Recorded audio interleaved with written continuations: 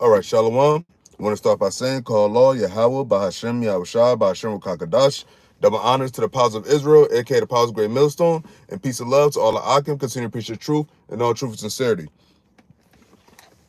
I had this article from this platform called Israel Hayim, and they have an article based off of Reuters. And as the title of the video reads, it's the title of the article. It says, "The moment World War III will begin." Pretty simple. The moment World War III will begin. And really, we're already in the beginning stages of World War III. But nobody's going nuclear yet. But, you have a lot of all the countries that are gathering together. They're assembling themselves. They're making ties. They're clicking up. You know what I'm saying? Everybody eventually going to click up against America. That's the ultimate end game, is that everybody shoots missiles over here. Okay, that pertaining to Jeremiah, the 50th chapter. But I'm going to read the scripture I have in the title real quick. The book of Revelation, chapter 11, verse 14, and it says, "The second woe was past," and the second woe was the World War II. Okay, World War II, which was in the 1940s, like basically 80 years ago. Okay, it said the second woe was past, and behold, the third woe coming quickly. It says, "Behold, the third woe coming quickly." Everything that's happening right now is World War III stages. America, Russia, China, Germany, Poland, so on and so forth, NATO, Europe, all these countries, Japan, Philippines, Taiwan, North Korea, South Korea. But if you go to the Edomite countries like America, Russia, Germany, Japan, and all that, they were all involved in World War II. All these superpowers were involved. Like the major superpowers now, they're all involved. Russia and America almost went to war during the Cold War, which was in the 1960s, 1962, I believe. But right now, you have it to where all these nations are what? Everybody's preparing for war against each other again. And it's ultimately what? It's biblical prophecy. Like people always talk about, oh yeah, a war has been going on for centuries, this and the third. Yes, that's true. But the war that's happened, the war and what's leading up to the war that's coming is a war to end all wars. That's World War III. All right? And that's going to be a nuclear war. That's going to be a nuclear destruction.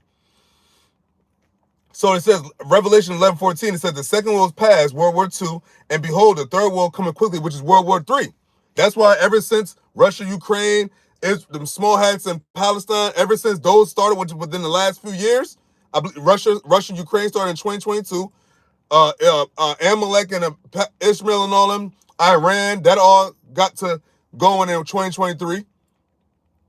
You had Israel attack Iran, Iran attack Israel.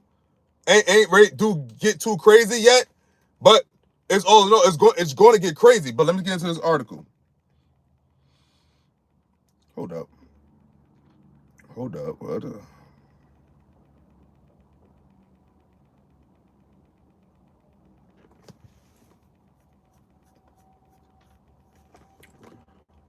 Oh no, that was something else. So it says, yep, the moment World War III will begin. So it says, from the middle to the far east, from Europe to Africa, 2024 ends with an intensifying map of global conflicts, and the future looks grim. Are we witnessing the opening shots of another world war? Of course we are. Of course we are. This is the Lord's will. This is Yahawah BAHASHAM YAHAWASHI's will. It says the year 2024 was marked by dramatic escalation of conflicts across the globe. Global conflicts across the globe. In our immediate vicinity here in the Middle East, Lebanon and Syria joined the expanding circle of confrontation between Israel and Iran.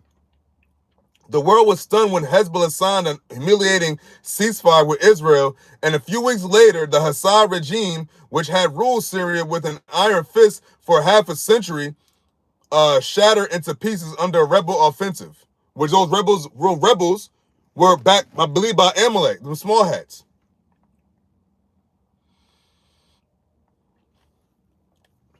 It says in Eastern Europe, Russia and Ukraine continued their dance of destruction. Russia and Ukraine continued their dance of destruction. Hold up real quick. Since it said the word destruction. Let's go to Isaiah chapter 13, verse 5. It says, no, excuse me, verse 6. It says, "Howl ye, for the day of the Lord is at hand. It shall come as a destruction from the Almighty." And that's what the Almighty God, Yahawah BAHASHAM YAHAWASHI, is getting these nations ready to do right now. Bring that destruction. He's going to have them bring the destruction to each other, and then he's going to bring the destruction to them. And it says what? Now, going back to that article. So this is all pretense of the day of the Lord. That's what this is really. This is all about Yahawah's return. All right. So it says in Eastern Europe, Russia and Ukraine continued their dance of destruction and death brought by the Russian invasion in 2022. And for the first time, Ukrainian army forces entered Russia's sovereign territory in the Kursk region and managed to hold it. In Southeast Asia and Africa, local conflicts ignited into full-scale wars. And this is all talking about in 2024. It said in Southeast Asia and Africa, local conflicts ignited into full-scale wars. And behind all this unrest lies the fear of a Chinese invasion of Taiwan, one that would put the Chinese giant face to face with the American superpower. And China keep hinting to where they're going to go into Taiwan. And America already said that if they do go into Taiwan, that America is going to assist Taiwan. So basically, they're saying that they're going to go to war with China if China goes into invading Taiwan. It says these various military confrontations are all local and based on separate histories and politics, but there are many common threads between the different fronts. And as time passes, these characteristics become increasingly clear. It begins with similar combat characteristics: the use of UAVs, drones, and ballistic missiles, simultaneous documentation uploaded to social media, and intensifies with media reports about Ukrainian intelligence assistance to rebels in Syria or Russian forces activities supporting the RSF organization in Sudan. The Lord is having, that's why it's a world war. Everybody's getting intertwined with each other. Everybody's invested in some form of fashion with another region that's going with all these conflicts. It says, who could have imagined 5 years ago that North Korean soldiers would be fighting on Russian soil against Ukrainian forces charging on American tanks? I didn't think of that. And 5 years ago was what, 2019? Read that again. It says, who could have imagined 5 years ago, 5 being power, 5 years ago that North Korean soldiers would be fighting on Russian soil against Ukrainian forces charging on American tanks? It says during the past year, regional conflicts became increasingly global, and fears grew of a total flagration that would pit Western nations against a Russia-China-Iran axis in a war unlike anything the world has seen in many decades. To understand the developing crisis with the end of 2024 and Donald Trump's entry to the White House approaching, let's examine some of the central arenas and some less prominent ones in the global crisis. It says the Chinese giant threatens.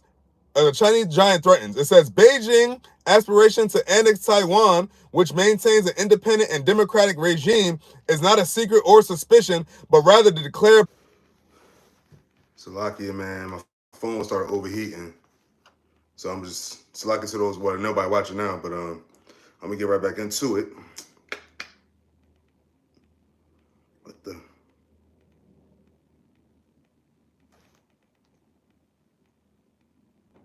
Okay, here we go.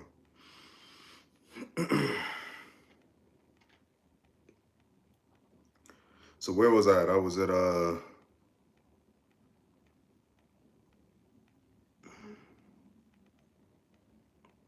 okay, here was at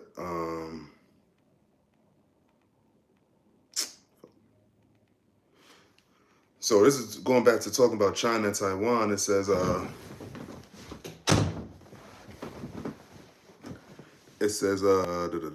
however, in recent years, and especially since Russia's invasion of Ukraine, Chinese threats have become less and less veiled. In the past decade, China has built an impressive naval force, which, although never tested in battle, its size and superiority over Taipei's armed forces inspired confidence in Chinese authorities, and the idea of an amphibious operation to defeat the small nation seems less and less far-fetched. So this is talking about China feeling real confident going and taking over Taiwan. But but it also said in the article said that they would have to go against America, and that's just increasingly World War III. You know, that's just all just leading up to World War III, nuclear war, because everybody talk about nuclear arms now. You know what I'm saying? Because I don't think China's fighting nobody at this moment. But you got Russia going against Ukraine, and America's helping Ukraine. Russia, China, Iran. They didn't teamed up with each other. So you know you got just like they said, just like it says, small conflicts turn into global war. Oops.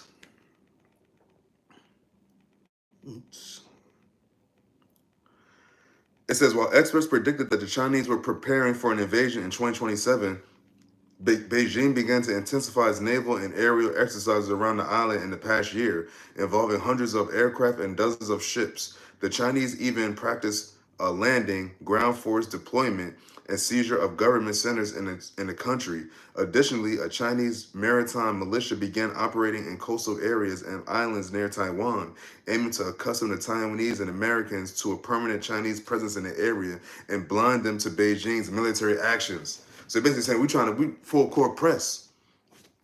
China basically saying that, yo, we here. And if America, you gonna continue to help them, you gonna get it too. You already got China talking about they ready to start unaliving Americans. So so remember, this is all going into 2025. This is the end of 2024. And remember, it's not gonna be the new year changed, so everybody, no, it's just rolling over into 2025 and just escalating and getting worse.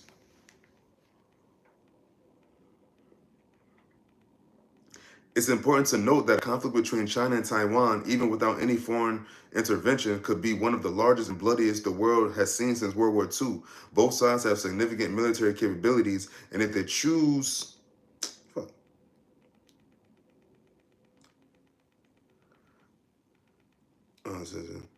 both sides have significant military capabilities, and if they choose to use them fully, the fighting could be long, difficult, and very costly. Such a conflict could also lead to an unprecedented economic crisis in the 21st century and the destruction of Taiwan's semiconductor industry, on which the global tech industry heavily relies.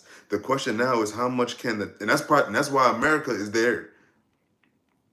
All that semiconductor industry shit. And it says, on which the global tech industry heavily relies. The question now is how much can the Taiwanese expect help from the Trump administration in case of a Chinese invasion? And more importantly, how much do those in Beijing think the president-elect will come to the aid of the small nation?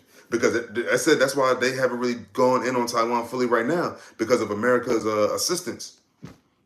So if Trump, hypothetically speaking, so if Trump gets in office and talking about, oh well, you're not fend for yourselves, then what's gonna happen? Which I doubt they do, because they have a reason in Taiwan for all them semiconductors and all that tech shit. You know what I'm saying? That's why they in Taiwan in the first place. That's why they helping them in the first place, and that's why China wants to take over Taiwan again. Because think about it, all these years they've been independent, but now all of a sudden China is invested heavily because of all that tech shit. Everybody trying to get ahead of the game.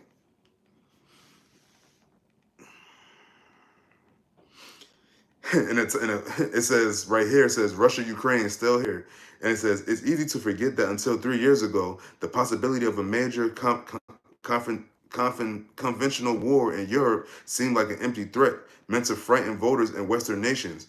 But the Russia-Ukraine war is expected to enter its 4th year soon. The casualty rate is only increasing, and no real end to the fighting appears on the horizon. What did the Lord say? Isn't Ukraine Amalek? What did the Lord... Hold, let's get about Amalek. Hold up.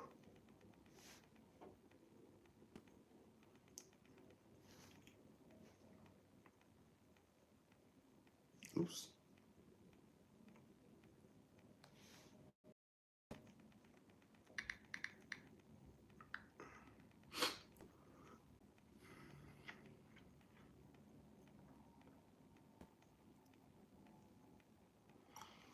We got Amalek chapter 17, verse 16, and it says, for he said, because the Lord hath sworn that the Lord will have war with Amalek from generation to generation. Amalek is Ukraine, Amalek is in Israel right now. Even that's our land, the real children of Israel's land. But the nation of Edom is there.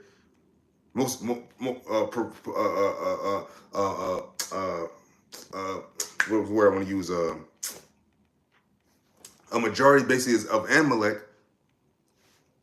Amalek is running the world. You know what I'm saying? The least of the flock shall draw them out. That's Amalek in Ukraine, and that's Amalek in Israel. More so, Amalek is the reason why all this is going on now. All of this war stuff is Israel and Ukraine, and then of course you got all of the Moab countries and all of Africa. But the way that how all these countries have gotten involved in this war and these conflicts is because of Amalek. And the Lord said He'll have war with Amalek from generation to generation.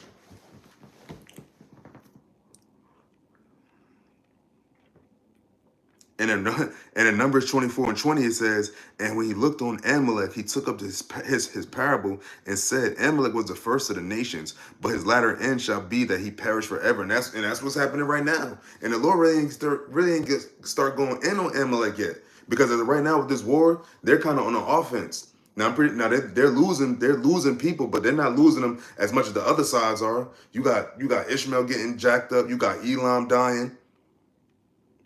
You know what I'm saying? So like, you got Moab, Ammon, because North Korea is fighting. North Korea is fighting with Russia. They saying a lot of North Korean troops are being slaughtered. The least of the flock shall draw them out. That's what's happening right now. The nations are assembling themselves for that great day, the great day in the valley of Jehoshaphat, where the Lord shall sit and judge all the heathen round about. That's what's coming to pass. That's what's taking place as we speak. As everybody getting ready for this so-called New Year, they just celebrated Christmas, all this Thanksgiving shit. They thinking it. Americans just oblivious to what's happening. They don't understand that how the whole world is gunning for America's head. And this is all prophecy. The Lord said, "All those that bend the bow." So this is what's brewing right now. Remember, the Lord said, "Howl ye, for the day of the Lord is at hand." The day of the Lord is that when the Lord comes back, all these nations are going to be at war. All right, but going back to the article. Oops.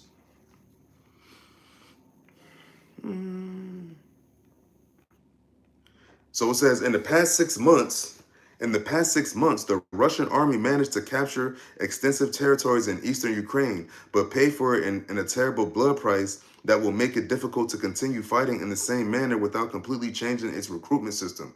Military bloggers estimated last week that the Russian army's casualty rate in a single week stands at more than 1,600 killed, not including wounded or missing.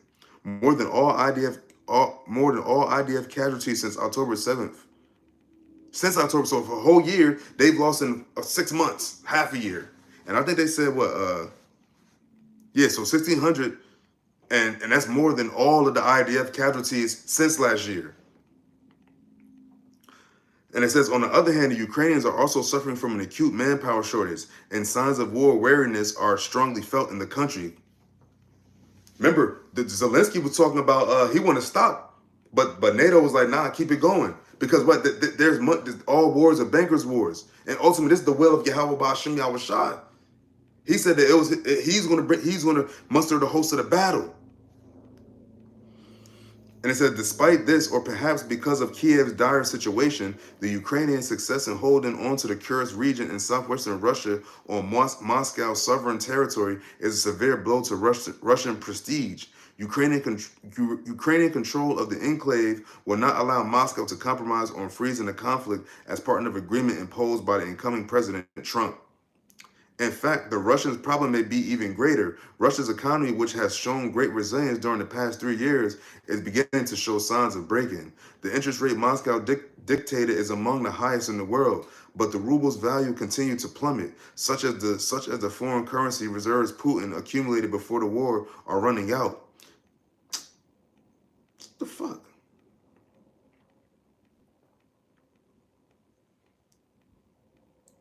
Are running up. Yo, what the fuck, man?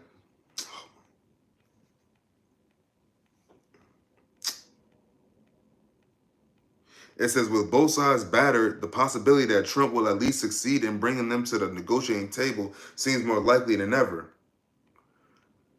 It says, no arena in the world saw such dramatic upheavals in the past year as the Middle East, the Shia Crescent. It says the axis Iran built from Beirut, Damascus, and Baghdad was damaged and broken in an unprecedented way after Hezbollah was severely struck by Israel and signed a ceasefire agreement, losing thousands of fighters and suffering major destruction of its strongholds in Lebanon and its military arsenal. What did the Lord say? The slain of the Lord shall be many? The slain of the Lord shall be many. This war, all that's going on right now in 2024 and in 2025 is only going to get worse. Remember, they said that there's no ending. There's no end on the horizon. There's no end in sight. How's it going to end? How's it going to end? The Lord said, no, he's mustering the host of the battle. This is the Lord's will. No matter what they want to do, no matter what they say they want to do, what continues? War. Hold up. Matter of fact, let's get that.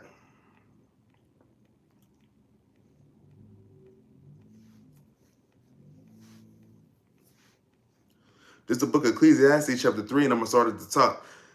It says, to everything there is a season and a time to every purpose under the heaven. Right? Where is it at? So, when you jump down to verse 8, it reads, it says, now remember, it says in the first verse, it says, Ecclesiastes 3:1, to everything there is a season and a time to every purpose under the heaven. And we're under the heaven. And when you jump down to verse 7, it says, verse 8, it says, a time to love and a time to hate. What are we in right now? We're in a time of hate. And it says a time of war and a time of peace. So where we're in right now, we're not in a time of peace. We're in a time of war. This is war. And remember, this is the war. This is leading to the war to end all wars. This is the purpose that the Lord set out for it to happen, how it to go down. The Lord said that he will muster the host of the battle. He will gather all the nations in his indignation. Matter of fact, let's get that.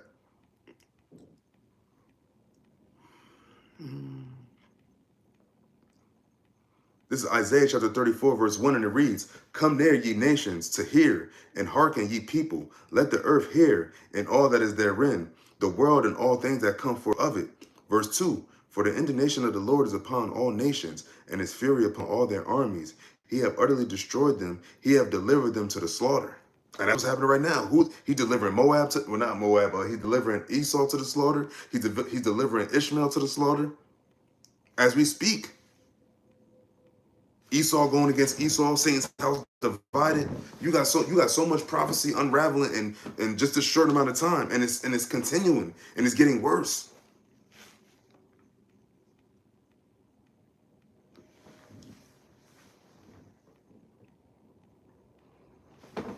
And it says, for the indignation of the Lord is upon all nations, and his fury upon all their armies. He have utterly destroyed them. He have delivered them to the slaughter.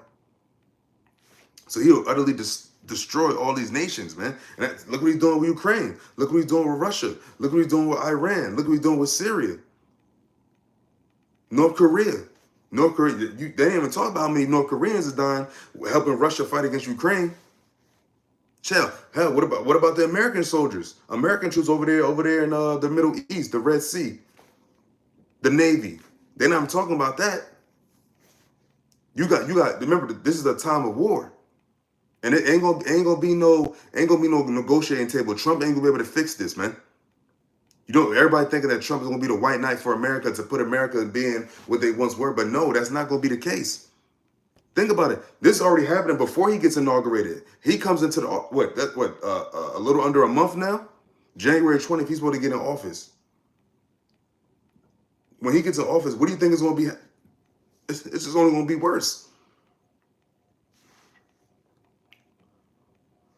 Go back to the article.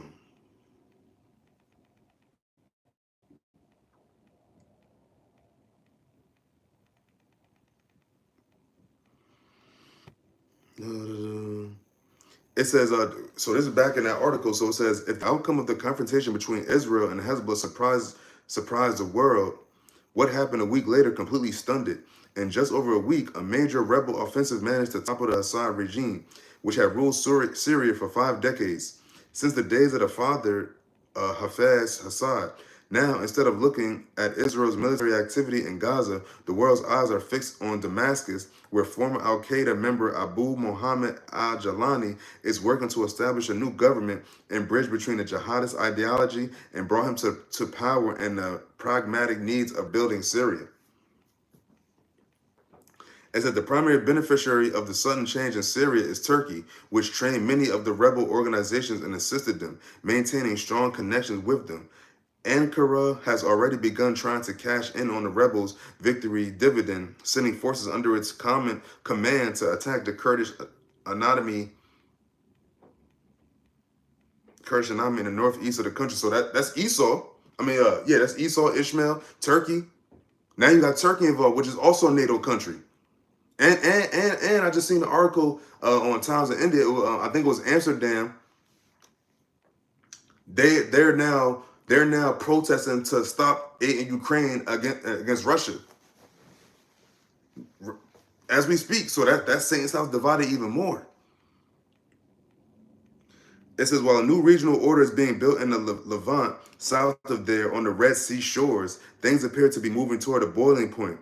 The Houthi rebels in Yemen, a pro-Iranian organization controlling the capital Sana'a and large parts of the country, continue to paralyze international maritime trade in the Red Sea, fire at U.S. Navy ships, and launch ballistic missiles and UAWs toward Israel. This hot potato will roll straight into the lap of the new President Trump. Exactly.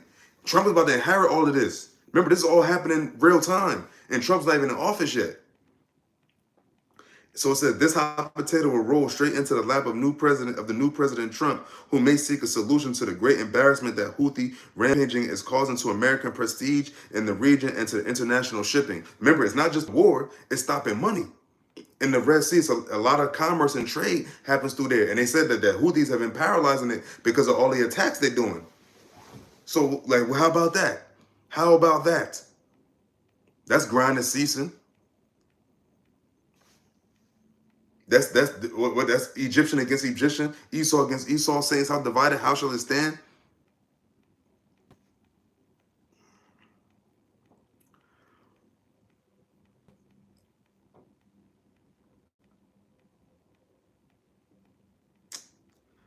I'm gonna read this last part and I'm gonna close it down because I got pretty much most of the article. So this is Desert Storm, Sudan. So it says the civil war in Sudan. Hold up, real quick. Hold up. Since it says civil war, I got to. Hold up.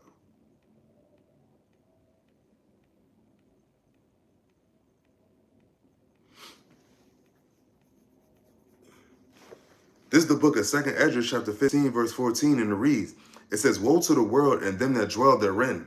Woe to the world and to them that dwell therein. What's happening right now? Destruction. Woe means destruction. And who's man? These heathens. Right? Verse 15, it says, for the sword and the destruction draweth nigh, and one people shall stand up and fight against another, and swords in their hands. And now what's happening? What did I just read? All these nations coming to war, gathering arms, getting ready to go to war against each other. Some of them already had war with each other. That's what's happening. This is real time. And remember, this the same book in 2nd Esdras is where the Lord said he will begin to visit the earth which he had made. These prophecies that the prophets saw back in the day, and now they all coming to pass. The same things that the Lord YAHAWASHI told the disciples, like you should hear wars and rumors of wars. That's all you're hearing about now. Earthquakes in diverse places, storms. The Lord said should visit them with great storm, tempest, great noise. You just had you had major storms happening over the last few days throughout other parts of the world. Like, come on, like, yo, the writing is on the wall. Verse 16, it says, for there shall be sedition among men, and invading one another. They shall not regard their kings nor princes, and the course of their actions shall stand in their power. And that's what's happening right now, too. They shall not regard their kings nor princes. Case in point, Joe Biden. Especially the Edomite Americans, they were so happy to get get Biden up out of there, man. But little do they know that's in there, he gonna continue the same agenda, and that's the agenda for the elites. And ultimately the agenda and the will of Yahawah BAHASHAM YAHAWASHI, because this is all the Lord's will. The Lord said he's doing this. He's controlling it. He controls all flesh. And matter of fact, it's Yahawashi who the world anyway called Jesus Christ. Because then remember Yahweh said what? All power and dominion was given unto him, my dear son. The earth is his inheritance. And that's what he's waiting to come back and take back from Esau.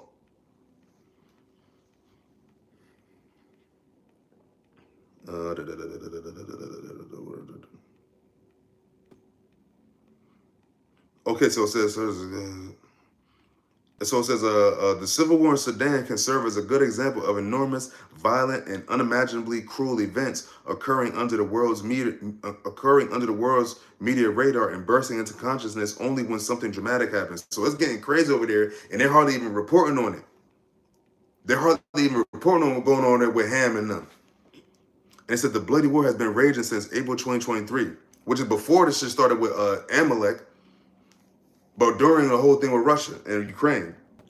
So it says, when April 2023, it says, when forces of the Sovereignty Council head General Abdel Fattah al-Burhan began fighting against RSF organization members, a militia formerly loyal to the government, but which rebelled with support from the UAE and Russia. And it said the UN estimates that between 60,000 and 150,000 people have been killed in less than a year of fighting, and that 7 million people have become internally displaced as a result of the battles. For almost half a year, the fighting situation remained static. And it says, while the rebels controlled the outskirts of the capital, Khartoum, and the western part of the country, however, in recent months, al-Burhan's forces managed to push the rebels from extensive areas, including around the capital, and inflict heavy casualties on them. It says, although the war receives sparse coverage in global media, if at all, it is intrinsically linked to power struggles between superpowers and other burning conflicts. Fighters from the Russian Wagner Force mercenary company have been documented countless times assisting the rebels, and Ukrainian intelligence personnel even published videos of them attacking Russians on Sudanese soil. Even in Syria, also influenced the war in Sudan. The possibility of Russian forces withdrawing from Syria could make it difficult for Moscow to continue its regular activities in Africa, forcing it to reduce its support for its allies in Sudan. Everybody getting stretched thin. That's why eventually everyone's gonna go nuclear. That's the only thing. Everybody's just gonna go nuclear because at the end of the day, everybody's gonna act like they want casualty. But remember, the Lord said what? He killeth and maketh alive. So the Lord, these are all heathens. So the Lord said they're a drop, they're nothing. They're less than nothing. So the Lord don't care about 150,000 Sudanese, Russians, Amalekites, Ishmaelites, Elamites. He don't care about them dying. Okay, this is all His will anyway. This is their judgment from jump. Remember, the Lord said this is controversy for Zion, nobody else. All these nations had their part in our downfall. And when Esau on top, they was with him, as they still are. Who you think the Lord would talk about when He said, well, the crafty counsel against His hidden ones, against His loved ones, against His nation? All the other nations, all these nations have seats in the UN.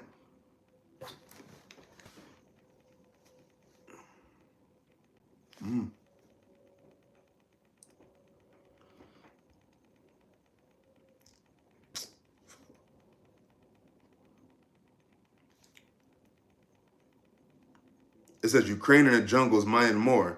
It says the past year was particularly bloody in Southeast Asia as well, with the civil war in Myanmar raging and turning into a life or death struggle between dozens of rebel organizations in the country and the military junta, which has ruled it with an iron fist since the military coup of 2021.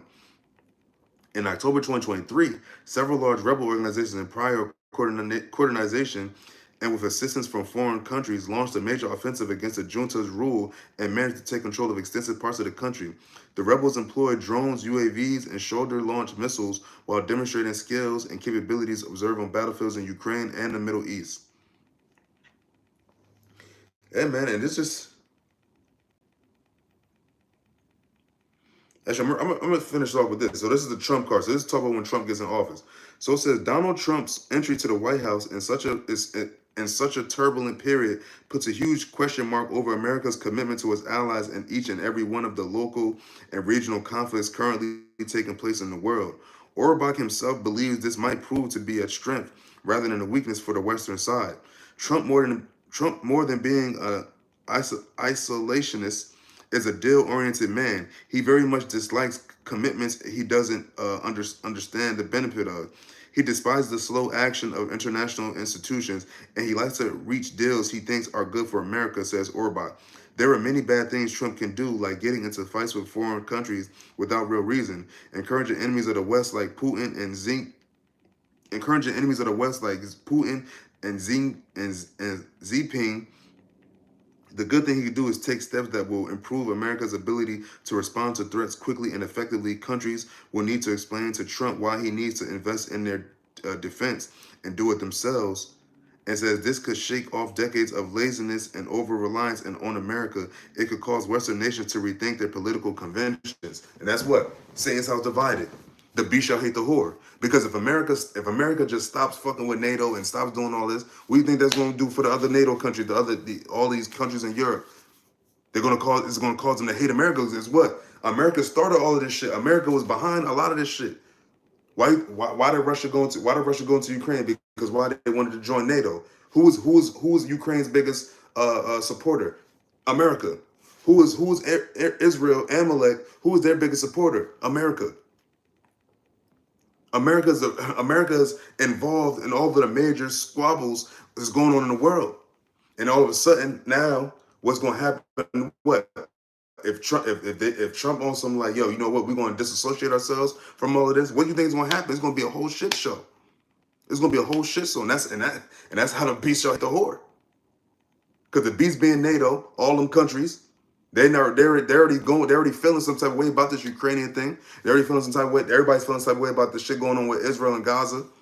So you just got a bunch of divide, you got a bunch of chaos, and you still have a bunch of destruction, you have a bunch of death. And that's ultimately what? The will of Yahawah, BAHASHAM, YAHAWASHI. So, with that, Lord willing, this is edifying. I'm going to give all praises to Yahawah, BAHASHAM, YAHAWASHI, BAHASHAM, KAKADASH. Double honor to the apostles of Israel, aka the apostles of Great Millstone, and peace and love to all the Akim. Continue to preach the truth in all truth and sincerity. Shalom.